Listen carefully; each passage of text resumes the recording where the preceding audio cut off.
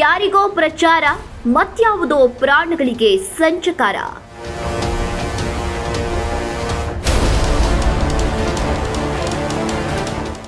RCB ಅಭಿಮಾನಿಗಳ ಕಾಲ್ತುಳಿತ, ಬೇಜವಾಬ್ದಾರಿತನವೇ ಪ್ರಾಯೋಜಿತ.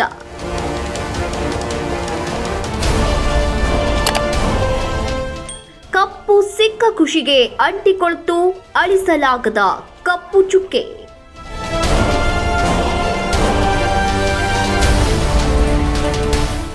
ಹದಿನೆಂಟರ ನಂಟು, ಸಾವಿನ ಕಗ್ಗಂಟು, ಹೊಣೆಯಾರು?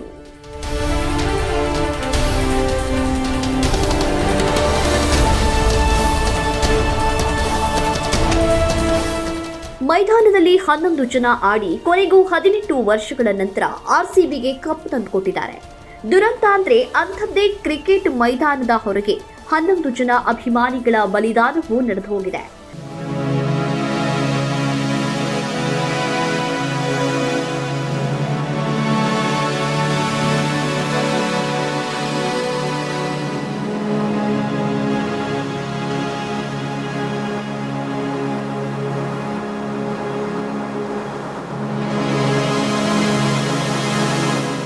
ಆರ್ಸಿಬಿ ಐಪಿಎಲ್ ಟ್ರೋಫಿ ಗೆದ್ದ ಖುಷಿಯನ್ನ ಸಂಭ್ರಮಿಸುವುದಕ್ಕೆ ಬಂದಾಗ ನಡೆದ ದುರಂತ ಕರ್ನಾಟಕ ಕ್ರಿಕೆಟ್ಗೆ ಅಂಟಿಕೊಂಡ ಶಾಶ್ವತ ಕಪ್ಪು ಚುಕ್ಕೆ.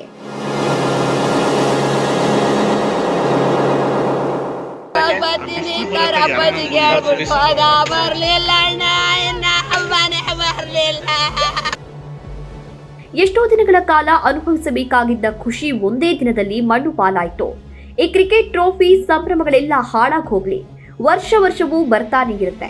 ಆದ್ರೆ 11 ಜೀವಗಳು ಹೋಯ್ತಲ್ಲ, ಅವುಗಳಲ್ಲಿ ಒಂದೇ ಒಂದು ಜೀವವನ್ನಾದ್ರೂ ವಾಪಸ್ಸು ತರೋದಕ್ಕೆ ಆಗುತ್ತಾ?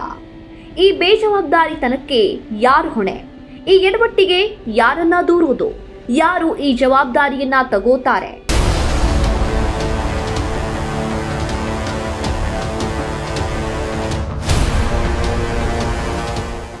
ಮೇಲ್ನೋಟಕ್ಕೆ ಅಭಿಮಾನಿಗಳ ಅತಿರೇಕದ ಬಗ್ಗೆ ಮಾತನಾಡಬಹುದು, ಆದರೆ ಲಕ್ಷಾಂತರ ಜನ ಸೇರೋ ಮಾಬ್ಗೆ ಬುದ್ಧಿ ಹೇಳೋದು ಸಾಧ್ಯವೇ ಇಲ್ಲ. ಅದು ಸಿನಿಮಾ ಇರಲಿ, ಕ್ರಿಕೆಟ್ ಇರಲಿ ಅಥವಾ ಧರ್ಮವೇ ಇರಲಿ, ಹೀಗೆ ಸೇರೋ ಲಕ್ಷಾಂತರ ಜನ ಯಾರ ಮಾತನ್ನ ಕೇಳೋ ಪರಿಸ್ಥಿತಿ ಅಥವಾ ಮನಸ್ಥಿತಿಯಲ್ಲಿ ಇರೋದೇ ಇಲ್ಲ. ಆ ಮಾಬ್ನಲ್ಲಿ ವಿವೇಚನೆ ಕಳೆದುಕೊಂಡಂತಹ ಒಂದು ಉನ್ಮಾದ ನೆತ್ತಿಗೇರಿರುತ್ತೆ. ಅದು ಮಾಬ್ ಸೈಕಾಲಜಿ ಕೂಡ ಹೌದು. ಆದ್ರೆ ಈ ಲಕ್ಷ ಜನರ ಬದಲಾಗಿ ಕನಿಷ್ಠ 10 ಜನ ಕೂತ್ಕೊಂಡು ಒಂದರ್ಧ ಗಂಟೆ ಚರ್ಚೆ ಮಾಡಿ ಪ್ಲಾನ್ ಮಾಡಿದ್ರೆ ಖಂಡಿತವಾಗಿಯೂ ಈ ಅನಾಹುತ ನಡೀತಾ ಇರಲಿಲ್ಲ.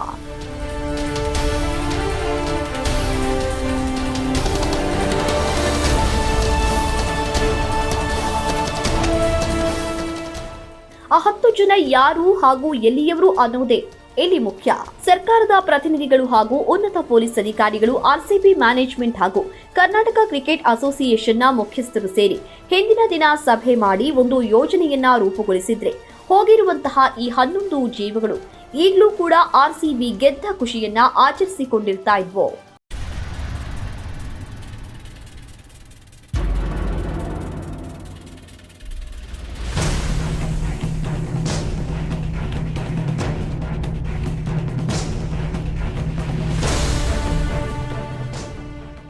ಕೇವಲ ಜಗತ್ತಿನಲ್ಲಿಯೇ ಅತಿ ದೊಡ್ಡ ಅಭಿಮಾನಿ ಬಳಗ ಹೊಂದಿರೋ ಕ್ರಿಕೆಟ್ ತಂಡ ಆರ್ಸಿಬಿ. ಅಂತಹ ತಂಡ 18 ವರ್ಷಗಳ ನಂತರ ಟ್ರೋಫಿ ಗೆದ್ದಿದೆ ಅಂದಾಗ ಸಂಭ್ರಮಾಚರಣೆಗೆ ಎಷ್ಟು ಜನ ಸೇರ್ತಾರೆ ಅಂತ ಹೇಳೋದಕ್ಕೆ ಇಂಟೆಲಿಜೆನ್ಸ್ ಬೇಕಾಗಿತ್ತು ಅಂದ್ರೆ ಅದು ಮೂರ್ಖತನ. ಬೇಜವಾಬ್ದಾರಿತನದ ಪರಮಾವಧಿ ಹಾಗೂ ಯಾವುದೇ ರೀತಿಯಲ್ಲಿ ಪ್ಲಾನ್ ಮಾಡದೆ ಇರೋದೇ ಈ ದುರಂತಕ್ಕೆ ಮುಖ್ಯ ಕಾರಣ ಅನ್ನೋದು ಸಾಮಾನ್ಯರಿಗೂ ಅರ್ಥವಾಗುವಂತಹ ಸತ್ಯ.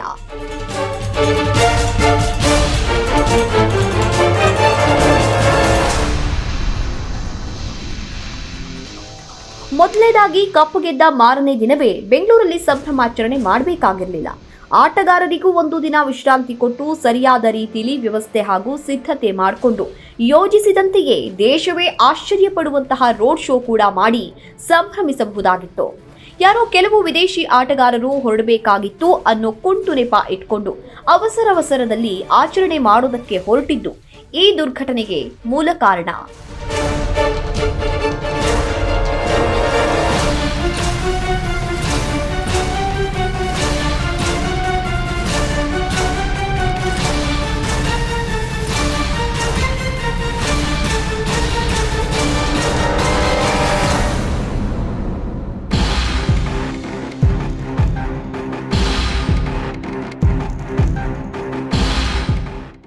ಆರ್ಸಿಬಿ ಮ್ಯಾನೇಜ್ಮೆಂಟ್ ಯಾವತ್ತೂ ಒಂದು ಒಳ್ಳೆ ಕೆಲಸ ಮಾಡಿದಂತಹ ಉದಾಹರಣೆಯೇ ಇಲ್ಲ.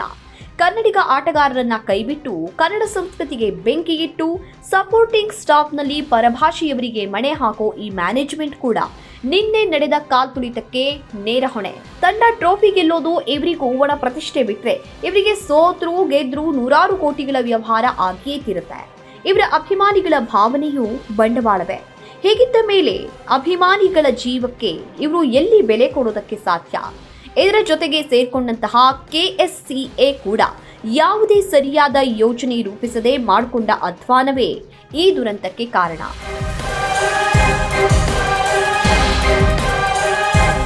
ಸರ್ಕಾರ ನಿರ್ಲಕ್ಷ್ಯ ಸರ್. ನನ್ನ ಮಗನ ಏನಾದ್ರು ಮುಂಜಾಗ್ರತೆ ಕ್ರಮ ತಗೊಂಡೋಗಿರಿಂದ ಆಗ್ಬಿಡುತ್ತೆ ಸರ್. ಗೆದ್ದ ಮಾರನೇ ದಿನವೇ ಸಂಭ್ರಮಾಚರಣೆ ಮಾಡುವುದಾಗಿದ್ರೆ ಇವರು ಸರ್ಕಾರದ ಸಂಬಂಧಿತ ಇಲಾಖೆಗಳನ್ನ ಸಂಪರ್ಕಿಸಿ ಚರ್ಚೆ ಮಾಡಬೇಕಾಗಿತ್ತು. ಪೊಲೀಸ್ ಇಲಾಖೆಯ ಸಹಕಾರ ಹಾಗೂ ಸಲಹೆ ಎರಡನ್ನೂ ಗಂಭೀರವಾಗಿ ಪರಿಗಣಿಸಬೇಕಾಗಿತ್ತು. ಈ ಕ್ರಿಕೆಟ್ ಬೋರ್ಡ್ ಹಾಗೂ ಮ್ಯಾನೇಜ್ಮೆಂಟ್ಗೆ ಎಂತಹ ಉಡಾಫೆ ಅಂದ್ರೆ ನಾವು ಮಾಡೋದು ಮಾಡ್ತೀವಿ, ರಕ್ಷಣೆ ಕೊಡುವುದು ನಿಮ್ಮ ಕರ್ತವ್ಯ ಅಂತ ಸರ್ಕಾರಕ್ಕೆ ಹೇಳಿದ ಹಾಗಿತ್ತು. ಆರ್ಸಿಬಿ ಮ್ಯಾನೇಜ್ಮೆಂಟ್ ಅಥವಾ ಕರ್ನಾಟಕ ಕ್ರಿಕೆಟ್ ಅಸೋಸಿಯೇಷನ್ ಎರಡೂ ಸರ್ಕಾರಕ್ಕಿಂತ ದೊಡ್ಡ ಸಂಸ್ಥೆಗಳೇನೂ ಅಲ್ಲ.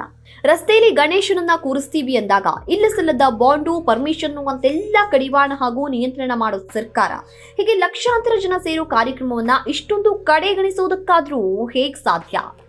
ಬೆಂಗಳೂರಲ್ಲಿ ಮ್ಯಾಚ್ ನಡೆದಾಗಲೆಲ್ಲ ₹1,000 ಟಿಕೆಟ್ ಅನ್ನ 10,000ಕ್ಕೆ ಮಾರ್ಕೊಳ್ಳೋ ಕಳ್ಳರು ವಿಜಯೋತ್ಸವದ ದಿನವಾದ್ರೂ ಸರಿಯಾದ ವ್ಯವಸ್ಥೆ ಮಾಡದೇ ಇರುವುದು ಎಂತಹ ಬೇಜವಾಬ್ದಾರಿತನ ಅನ್ನೋದಕ್ಕೆ ಈ ದುರಂತಕ್ಕಿಂತ ಮತ್ತೊಂದು ಉದಾಹರಣೆ ಬೇಕಾಗಿಲ್ಲ.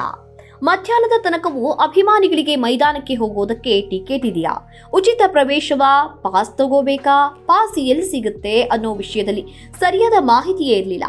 ಕೆಲವು ಕಡೆ ಗೇಟ್ ತೆಗೆದು ಫ್ರೀ ಆಗಿ ಒಳಗಡೆ ಬಿಟ್ರೆ ಕೆಲವು ಕಡೆ ಗೇಟ್ಗಳನ್ನ ಮುಚ್ಚಿಕೊಂಡಿದ್ರು. ಈ ಹುಚ್ಚುತನದ ನಿರ್ಧಾರವೇ ಅಭಿಮಾನಿಗಳ ಸಾವಿಗೆ ಮತ್ತೊಂದು ಪ್ರಮುಖ ಕಾರಣ.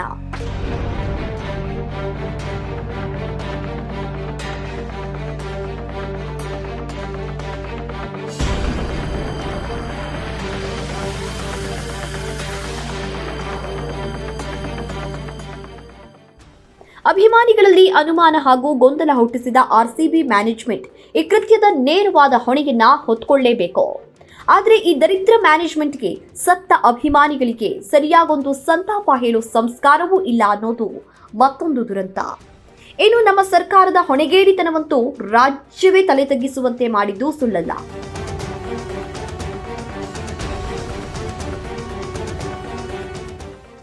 ಆರ್ಸಿಬಿ ಒಂದು ಖಾಸಗಿ ಮ್ಯಾನೇಜ್ಮೆಂಟ್ ತಂಡ. ಅದು ದೇಶ ಅಥವಾ ರಾಜ್ಯವನ್ನ ಪ್ರತಿನಿಧಿಸುವಂತಹ ತಂಡವೇ ಅಲ್ಲ. ಆದರೂ ಕಾಂಗ್ರೆಸ್ ಸರ್ಕಾರ ಮೇಲೆ ಬಿದ್ದು ಆರ್ಸಿಬಿಯ ಗೆಲುವಿನಲ್ಲೂ ಬೇಳೆ ಬೇಯಿಸಿಕೊಳ್ಳೋದಕ್ಕೆ ಹೋಗಿ ಅಧ್ವಾನದ ಮೇಲೆ ಅಧ್ವಾನ ಮಾಡಿತ್ತು. ದೇಶಕ್ಕೆ ಹೆಮ್ಮೆ ತಂದ ಬೇರೆ ಕ್ರೀಡೆಯ ಆಟಗಾರರು ಏರ್ಪೋರ್ಟ್ನಲ್ಲಿ ಬಂದಿಳಿದಾಗ ಅವರನ್ನ ಸ್ವಾಗತ ಮಾಡೋದಕ್ಕೆ ಒಬ್ಬ ಅಧಿಕಾರಿ ಕೂಡ ಇರೋದಿಲ್ಲ.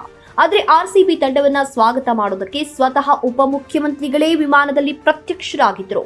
ವಿರಾಟ್ ಕೊಹ್ಲಿಯ ಜೊತೆಗೊಂದು ಫೋಟೋ ತೆಗೆದುಕೊಂಡು ಪ್ರಚಾರ ಪಡ್ಕೊಳ್ಳೋ ಚಪಲವೇ ಈ ಅನಾಹುತಕ್ಕೆ ಮುನ್ನುಡಿ ಬರೆದಿದ್ದು ಅಂದ್ರೆ ತಪ್ಪಾಗ್ಲಿಕ್ಕಿಲ್ಲ.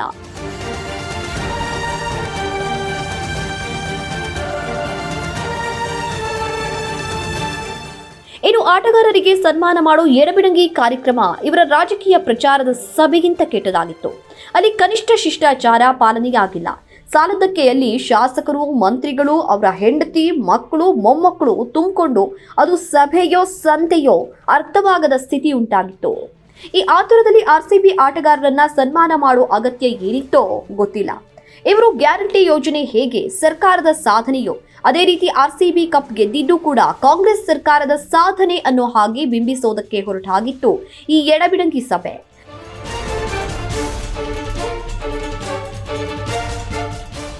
ನಿಜವಾಗಿಯೂ ಈ ಸರ್ಕಾರಕ್ಕೆ ಆಟಗಾರರನ್ನ ಗೌರವಿಸುವ ಉದ್ದೇಶ ಇದ್ದಿದ್ರೆ ನಿಧಾನವಾಗಿ ಒಂದು ದಿನಾಂಕ ನಿಗದಿ ಮಾಡಿ ರಾಜಭವನದಲ್ಲಿ ವ್ಯವಸ್ಥಿತವಾಗಿ ಈ ಕೆಲಸವನ್ನ ಮಾಡಬಹುದಾಗಿತ್ತು.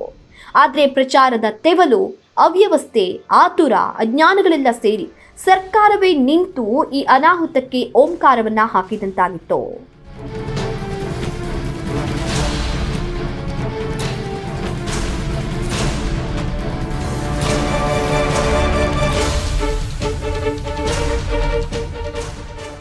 ಇನ್ನು ವಿರೋಧ ಪಕ್ಷಗಳು ಈ ಸಾವು ನೋವಿನಲ್ಲೂ ತಮ್ಮ ರಾಜಕೀಯ ಬೇಳೆಯನ್ನ ಬೇಯಿಸಿಕೊಳ್ಳುವ ಪ್ರಯತ್ನ ಮಾಡ್ತಾ ಇದ್ದಿದ್ದು ನಿಜಕ್ಕೂ ಕೂಡ ನಾಚಿಕೆಗೇಡಿನ ಸಂಗತಿ.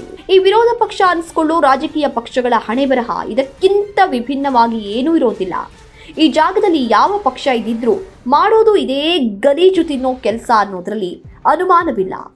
ಅಭಿಮಾನಿಗಳು ಜನ ಇದನ್ನ ಬೇಗನೆ ಮರ್ತು ಹೋಗ್ತಾರೆ. ಮತ್ತೆ ಇಂತಹ ಸಂದರ್ಭ ಬಂದ್ರೆ ಆಗ್ಲೂ ಇದೇ ರೀತಿ ಜನ ಸೇರ್ತಾರೆ, ಇದೇ ವಾತಾವರಣ ನಿರ್ಮಾಣ ಆಗುತ್ತೆ. ಆದರೆ ಇದರಿಂದ ಸರ್ಕಾರ, RCB ಆಡಳಿತ ಸಂಸ್ಥೆ, ಕರ್ನಾಟಕ ಕ್ರಿಕೆಟ್ ಅಸೋಸಿಯೇಷನ್ ಈಗಲಾದರೂ ಕೂಡ ಪಾಠವನ್ನ ಕಲಿಬೇಕಾಗಿದೆ. ಮತ್ತೊಮ್ಮೆ ಇಂತಹ ದುರ್ಘಟನೆ ನಡೆದು ರಾಜ್ಯಕ್ಕೆ, ಬೆಂಗಳೂರಿಗೆ ಕಳಂಕ ಬಾರದಂತೆ ಇನ್ನಾದರೂ ಕೂಡ ಎಚ್ಚರವನ್ನ ವಹಿಸಬೇಕಾಗಿದೆ. ಕೊನೆಗೆ ಜನರು ಕೂಡ ಇದನ್ನ ಅರ್ಥ ಮಾಡ್ಕೊಳ್ಬೇಕು.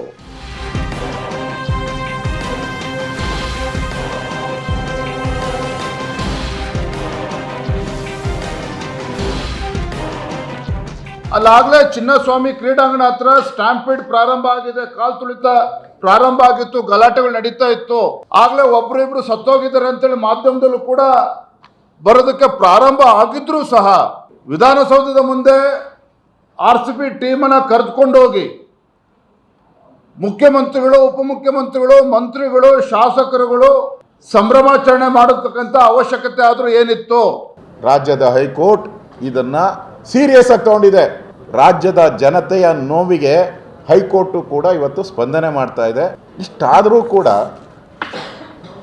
ನಮ್ಮ ಮುಖ್ಯಮಂತ್ರಿಗಳು ಹೇಳ್ತಾರೆ ಇಷ್ಟು ಜನ ಸೇರ್ತಾರೆ ಅಂತ ನನಗೆ ಅಂದಾಜೇ ಇರಲಿಲ್ಲ ಅಂತ ಹೇಳ್ತಾರೆ. ಒಬ್ಬ ರಾಜ್ಯದ ಮುಖ್ಯಮಂತ್ರಿಯ ಬಾಯಲ್ಲಿ ಬಂದಂಥ ನುಡಿಮುತ್ತುಗಳು ಜನಗಳ ತಪ್ಪು ಅಂತ ಅವರ ಟೋಟಲ್ ಭಾವನೆ. ಜನಗಳ ತಪ್ಪು, ಜನ ಉದ್ರೇಕದಿಂದ ನುಗ್ಬಿಟ್ರು. ಪೊಲೀಸ್ ಇಲಾಖೆ ಯಾವ ಇಂಟೆಲಿಜೆನ್ಸಿ ಇರುವಂಥದ್ದು, ಕಾನೂನು ಸುವ್ಯವಸ್ಥೆ ಕಾಪಾಡುವಂಥ ಒಂದು ಸಂಸ್ಥೆಗೆ ಯಾರು ನಡೆಸ್ತಾರೆ ಗೊತ್ತಿಲ್ಲ, ಯಾರು ಡೈರೆಕ್ಷನ್ ಕೊಡ್ತಾರೆ ಅಂತ ಗೊತ್ತಿಲ್ಲ, ಯಾವಾಗ ಬಾಗ್ಲು ಓಪನ್ ಮಾಡಬೇಕು ಅಂತ ಗೊತ್ತಿಲ್ಲ, ಹೇಗೆ ಬಿಡಬೇಕು ಅಂತಲೂ ಗೊತ್ತಿಲ್ಲ. ನೀವೆಲ್ಲೋಗಿದ್ರಿ? ಇಷ್ಟೆಲ್ಲ ಆದ್ಮೇಲೂ ಕೂಡ ಜನಾರ್ದನ್ ಹೋಟೆಲಲ್ಲಿ ಹೋಗಿ ದೋಸೆ, ಬಾದಾಮಿ ಹಲ್ವಾ ತಿನ್ನಕ್ಕೆ ಹೋಗ್ತೀರಿ, ನಿಮಗೆ ನಾಚಿಕೆ ಆಗಲ್ವಾ? ಇದು ನನಗೆ ಮಾಹಿತಿ ಇದೆ. ಟ್ರಾಫಿಕ್ ಅಲ್ಲ ಪ್ರಶ್ನೆ, ಇವರು ಬಾದಾಮಿ ಹಲ್ವಾ ಇದು ಪ್ರಶ್ನೆ ಇದ್ದಿದ್ದು. ಇಷ್ಟಾದ ಮೇಲೇನು ಅದು ಮಾಡ್ತೀರಿ? ಅದು ಏನೋ ಗಾದೆ ಹೇಳ್ತಾರಲ್ಲ, ಅರಮನೆಗೆ, ಪ್ಯಾಲೇಸ್ಗೆ ಬೆಂಕಿ ಬಿದ್ರೂ ಮಹಾರಾಜ ಪಿಟೀಲ್ ಬಾರಿಸ್ತಿದ್ನಂತೆ. ರೋಮ್ಗೆ ಆಯ್ತಾ? ಇದು ಇವರ ಇಲ್ಲೇನಂತಂದ್ರೆ ಸೂತಕದ ಮನೆಯಲ್ಲಿ ಮ್ಯಾನ್ ಆಫ್ ದಿ ಮ್ಯಾಚ್ ಯಾರು ಅಂತ ಪ್ರಶ್ನೆ. ಅಗತ್ಯವಿರುವಂತಹ ಆಂಬುಲೆನ್ಸ್ ಎಲ್ಲ ವ್ಯವಸ್ಥೆ ಮಾಡ್ಕೊಂಡು ಜೀವ ಉಳಿಸಬಹುದಿತ್ತಲ್ಲ, ಅನಾಹುತ ಆಗದಂತೆ ತಡಿಬಹುದಾಗಿತ್ತಲ್ಲ. ನಿಮಗೆ ಕ್ರೆಡಿಟ್ ತಗೊಳ್ಬೇಕು ಅನ್ನೋ ಆಸಕ್ತಿ ಮಾತ್ರ ಇತ್ತೇ ಹೊರತು ಯೋಜನೆ ಮಾಡೋದ್ರೊಳಗೆ ಯಾಕೆ ವಿಫಲರಾದ್ರಿ? ನಾಚಿಕೆ ಆಗ್ಬೇಕಲ್ರಿ. ಅದೊಂದು ವಿಧಾನಸೌಧ ಮುಂದೆ ಸ್ಟೇಜ್ ಹಾಕಿದ್ರಿ, ಆ ಸ್ಟೇಜ್ ನೋಡಿದ್ರೆ ನಿಮ್ಮ ಸರ್ಕಾರದ ಹಣೆ ಬರ ಗೊತ್ತಾಗ್ತಿತ್ತು. ಈಗಂತೂ ನೇರ ಪ್ರಸಾರದಲ್ಲಿ ಸ್ಥಳದಲ್ಲಿರೋದಕ್ಕಿಂತ ಚೆನ್ನಾಗಿ ಮನೆಯಲ್ಲಿಯೇ ಕೂತು ಇದನ್ನೆಲ್ಲ ನೋಡೋ ಅವಕಾಶ ಇದೆ. ಯಾರೋ ಆಟಗಾರರನ್ನ ನೇರವಾಗಿ ನೋಡಬೇಕು ಅನ್ನೋ ಹುಚ್ಚುತನಕ್ಕೆ ತಮ್ಮ ಜೀವವನ್ನೇ ಪಣಕ್ಕಿರೋದು ಮಾತ್ರ ನಿಜಕ್ಕೂ ಮೂರ್ಖತನ. ಹಾಗೆಯೇ ಪೋಷಕರು ಕೂಡ ತಮ್ಮ ಮಕ್ಕಳ ಬಗ್ಗೆ ಇನ್ನಷ್ಟು ನಿಗಾ ವಹಿಸಲೇಬೇಕು.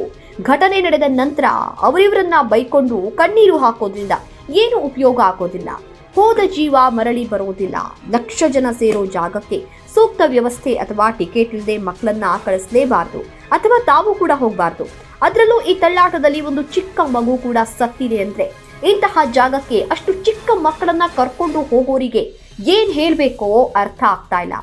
ಕನಿಷ್ಠ ಈ ದುರ್ಘಟನೆ ಇವರೆಲ್ಲರಿಗೂ ಕೂಡ ಅರ್ಥ ಮಾಡ್ಕೊಳ್ಳೋದಕ್ಕೆ ಒಂದು ಪಾಠವಾದರೂ ಆಗ್ಲಿ ಅನ್ನೋದು ನಮ್ಮ ಆಶಯ.